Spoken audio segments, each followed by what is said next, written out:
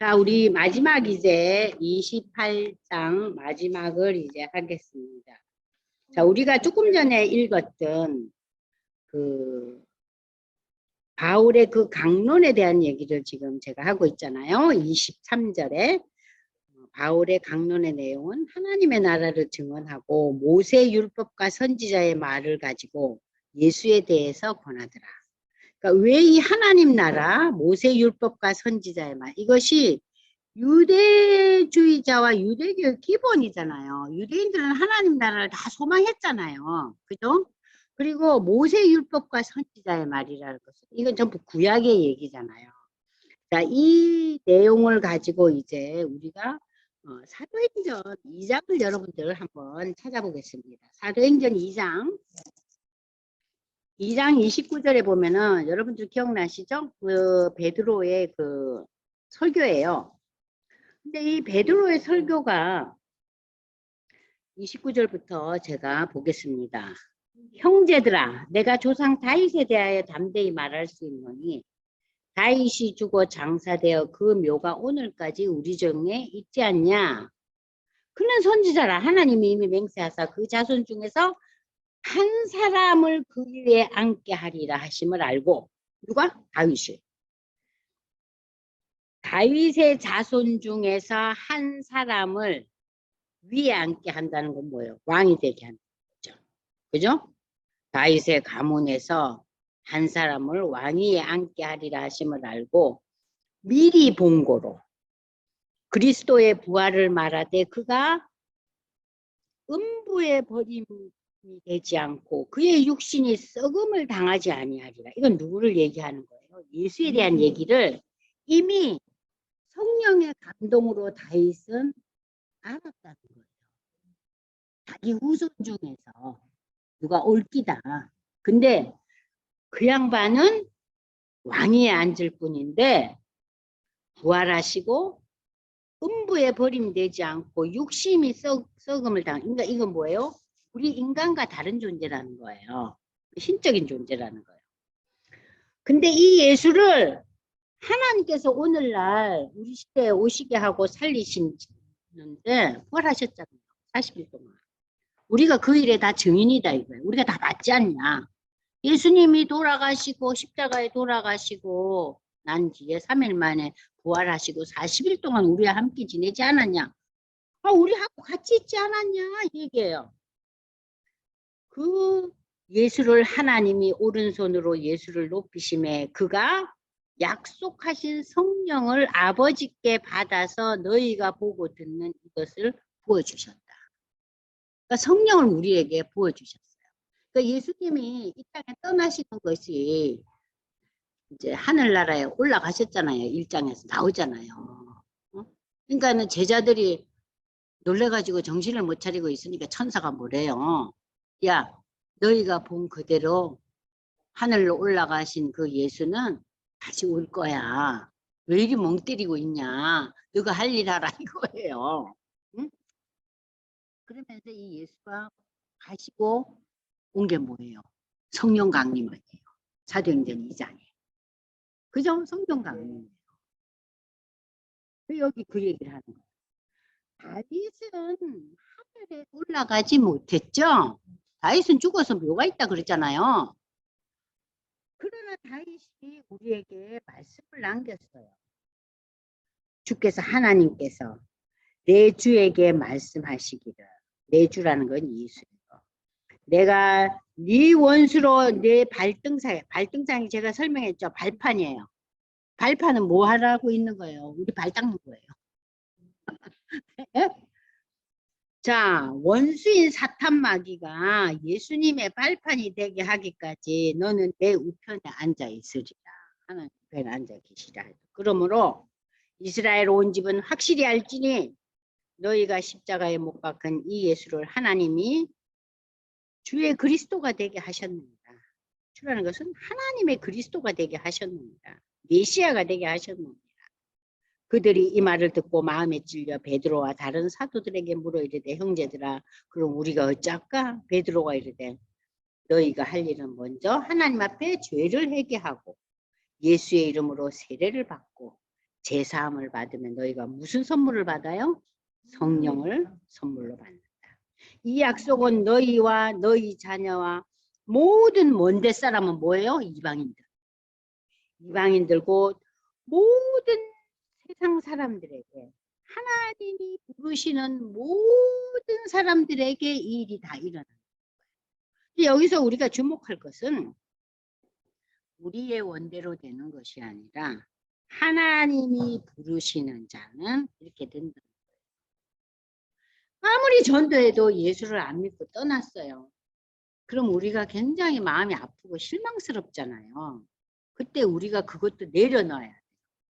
아, 하나님이 부르시는 자만이 가는 거구나. 네? 그럼 우리가 하나님 저 사람 부르고 왜 저 사람은 안 부르어요? 하나님 이거 공평하지 않습니다. 저 사람이 훨씬 내보다 나은데. 그 우리의 잣대예요. 그죠? 구원은 누구에게 달렸어요? 하나님께. 그러나 하나님의 심정은 인류가 모두 구원받기를 원하세요. 그죠? 우리 요새 디모데전서 설교 듣잖아요. 하나님은 모든 사람이 구원받기를 원하시지만 하나님의 부름받은 자들에게만 이 역사가 일어나는 거예요. 그러면서 여러 말로 확정하고 권하여 이르되 너희가 이 패역한 세대, 이 타락한 시대에 하나님의 구원을 받으라 하니 그 말을 받은 사람들이 이제 회개하고 세례받고 이날에 신도의 수가 3,000이 되었더라 그랬어요. 엄청난 역사예요. 3,000명이 하루에 이렇게 회개하고 돌아오는 역사가 지금 이제 이 사도행전 2장 성령 강림의 역사가 일어나면서 시작된 거예요. 그럼 이건 언제까지 이루어지느냐? 예수님이 오시는 그날까지.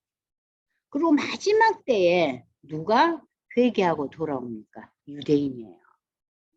그러니까는 종말로는 유대인의 회개가 곧 종말이에요. 근데 지금 수많은 유대인들이 지금 예수를 조금씩 믿고 있어요. 날이 갈수록.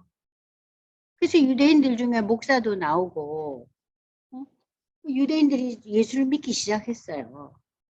그러니까 예수님 오실 날이 가까워졌다는 거죠. 예수님 오시는 그날이 역사의 완성이요, 역사의 종말이요, 마무리예요. 우리가 마무리를 앞두고 우리가 살고 있는 셈이죠. 지금 유대인들이 돌아오는 모습을 보면서. 그래서 우리 가족들은 정말 예수 믿게 우리가 구원시켜야 되지 않겠어요? 자, 그렇게 이제 복음에 대한 제가 설명을 좀 여러분들한테 알려드리고 맨 마지막에 30절, 31절이 이제 사도행전의 마지막입니다. 바울이 온 이태를 2년 동안 자기 셋집에 머물면서 자기에게 오는 사람을 다 영접했다는데 여기 셋집이라는 것은 여러분들 바울은 가택연금을 당한 거예요. 아시겠어요? 그러니까 바울은 우리가 생각하는 그런 감옥에 있은 게 아니에요. 네. 가택연금 상태에 있었어요. 그래서 이 2년 동안 이 가택연금이 맥시멈이 2년이에요.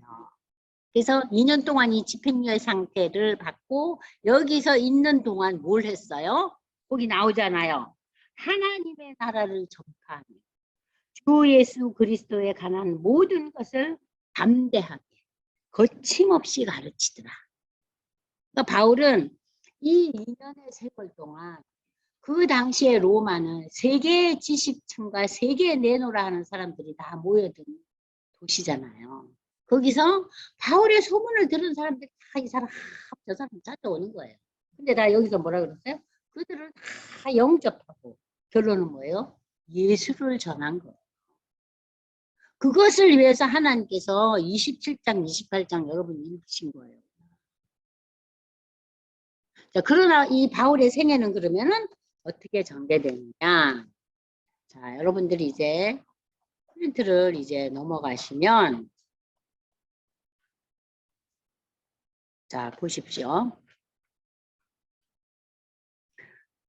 말씀 나눈 이 마지막 장 풍랑 가운데서도 배는 난파되었지만 270명이 탄 그 배의 모든 사람들은 단 한 사람도 생명을 잃지 않았어요. 다 구원받았어요.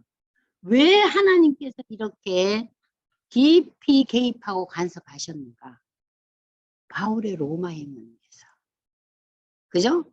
바울이 로마에서 지금 2년 동안 뭐 했어요? 전도했어요. 전도했어요. 그것 위해서 하나님께서 바울이 로마로 가게 하기 위해서.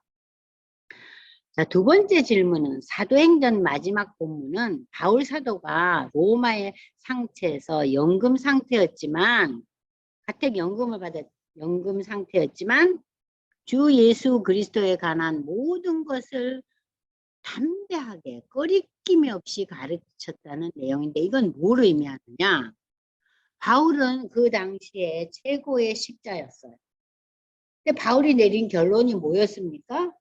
인간은 자기 스스로 구원을 받을 수가 없다는 거죠. 인간은 하나님 앞에 죄인이라는 거죠. 그러면은 그 구원에 의한 죄인이 죄의 문제를 해결하는 방법이 그 솔루션이 뭐냐? 그것이 십자가 예수를 바라보는 믿음이라는 거예요. 그게 전하잖아요. 그걸 위해서 바울은 이제 이 2년 동안 가택연금 상태 속에서 뭘 기록합니까? 바울 서신을 기록하잖아요. 그것이 여러분이 잘 아시는 에베소서, 빌립보서, 골로새서, 빌레몬서예요. 그러면서 바울은 이 2년의 세월을 정말 알차게 보내는 거예요. 자, 그러면 이 사도행전과 바울 서신에 나타난 그 하나님의 그 전략이 있잖아요. 그 바울을 통한 그 선교 전략, 하나님의 그 선교 전략은 무엇이었는가? 바울은 첫째로 복음이 전달되지 않은 지역을 찾아다녔어요. 그죠? 처음에 어디로 갔어요? 소아시아 땅으로 가잖아요. 그 다음에 그리스로 가잖아요. 그 다음에 로마를 가잖아요. 바울의 마지막 골은 스페인까지 가는 거였지만 그까지는 못 가요. 바울은 로마 감옥에서 결국은 순교당합니다. 자, 바울은 전달되지 않은 서쪽을 향해서 계속해서 그 지역의 가장 중심이 되는 도시를 향해서 복음을 증거합니다. 그것은 바울이 가지고 있는 여러 가지 그 바울만이 가진 그 컨텐츠가 있잖아요. 바울은 엄청나게 많은 지식을 가진 자였죠. 그래서 바울은 유대인들에게는 유대의 방법, 이방인들에게는 이방의 방법. 그래서 바울은 헬라어도 잘했잖아요. 그래서 자기 백성들 앞에서는 히브리어로 설교하고 헬라 사람들 앞에서는 헬라어로 설교하고. 그죠? 그리고 바울은 두 번째 가는 곳마다 유대인들이 모이는 곳에서는 해당이 있었죠. 유대인 10명이 있으면 해당이 만들어졌어요. 해당을 중심으로 해서 복음을 증거했어요. 사실 해당을 찾아간다는 게 굉장히 두려움과 어려움이 있죠. 왜냐하면 유대의 극성분자들은 이 유대인이 유대교의 중심은 결국 그리스도교다, 기독교다라는 얘기 아니에요. 그걸 받아들이겠어요, 그들이? 굉장히 위험해요. 그러나 바울은 해당을 중심으로 먼저 유대인에게 복음을 증거했어요. 가는 곳마다.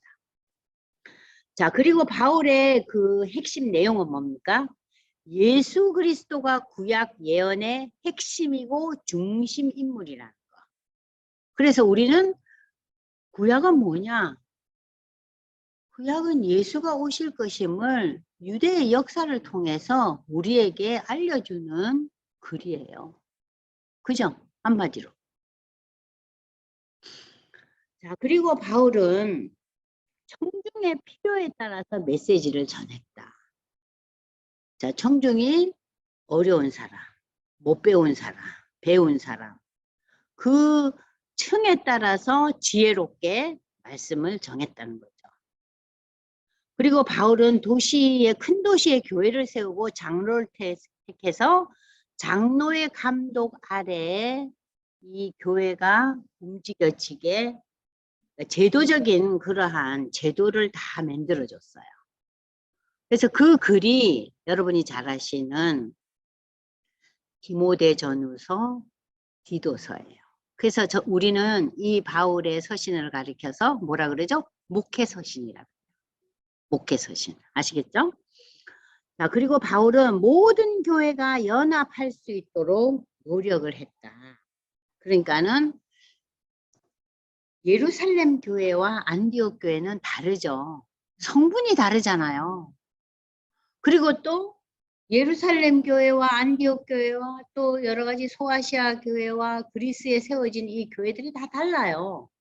물론 유대인들이 곳곳에 있긴 했지만 그 지역적인 특성이 다르잖아요. 근데 그들이 뭘 해요? 예루살렘 교회가 기근이 들렸을 때 기꺼이 돕기를 다 아주 그냥 열망을 하잖아요. 그래서 바울이 그 기금을 다 모아가지고 갖고 오니까 이 벨릭스는 그 낌새를 알고 자꾸 만난다고 그랬죠? 거기서 내한테 떨어지는 게 뭐가 있나 싶어가지고. 그러니까 교회의 연합을 위해서 노력했어요.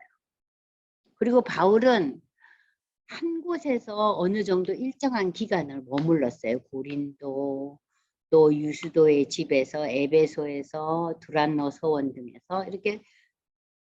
그리고 마지막으로 이 로마에서 2년 동안 또 그 가택연금 상황 속에서도 한 지역에서 자기를 많은 사람들이 찾아오게 하면서 복음을 전했어요.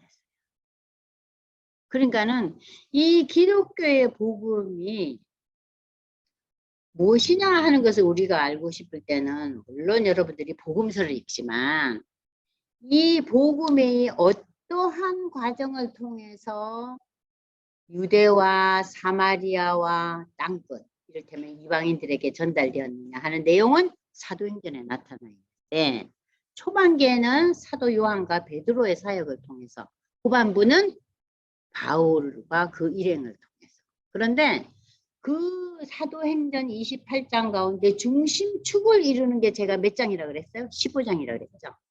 그 15장이 이방인도 구원을 받을 수 있다. 무엇으로? 예수에 대한 신앙 고백으로. 그러니까 이 이방인들을 유대의 법으로 너무 고달프게 얽매이지 말게 해라. 저들을 괴롭히지 말라. 그것이 기독교 최초의 종교회의였던 예루살렘 종교회의의 결론이었잖아요. 그죠? 그것이 그러니까는 중심축이에요. 그러니까 15장을 중심으로 여러분들이 전반, 후반을 나누어서 생각하실 수 있어요. 아시겠죠? 네.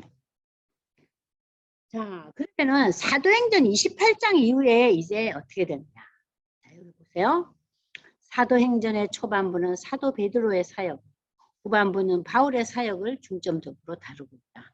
이 두 인물은 사도행전을 이끌어가는 양대 산맥의 역할을 하는데 베드로와 바울은 우리가 알다시피 저들의 출생이나 성장 과정은 너무나 달라요. 그죠? 그러나 하나님께서는 그렇게 극적으로 다른 이 두 사람을 다 사용하세요. 우리가 그것을 보면서 알 수 있는 것은 예수를 믿는 가운데 많이 배운 자도 있고 못 배운 자도 있고 아주 최고위층으로 상류층도 있지만 노예도 있잖아요. 그죠? 그 바울의 말씀을 듣다가 졸은 사람이 있었다 그랬죠? 그 사람이 노예였잖아요. 그런데도 하나님께서 그 마음을 열어주셔가지고 거기 와서 듣게 하잖아요. 그래서 결과가 어떻게 돼요? 그 사람이 졸아서 떨어져 죽었는데 살려주잖아요. 그죠? 자, 이렇게 베드로와 바울은 출생 과정과 성장 과정이 완전히 다르지만 사도행전 15장의 예루살렘 종교회의를 통해서 서로 협력하고 기독교 신앙의 구원론을 세웠고 하나님 나라의 확장을 위해서 함께 한 배를 타고 수고를 하게 되는 거예요. 사도 바울은 AD 61년경 지금 우리가 읽었던 27장, 28장에서 로마로 후송되어 무죄한 자로서 로마의 셋집에서 감금 상태 속에서 2년을 보내면서 수많은 로마의 식자들에게 복음을 전파하고 서신들을 보낸다. 그 서신들 제가 얘기 드렸죠? 에베소, 빌립보, 골로새, 빌레몬서. 빌레몬서만 개인 서신이죠. 그죠? 오네시모의 주인이었던 빌레몬에게 쓴 글.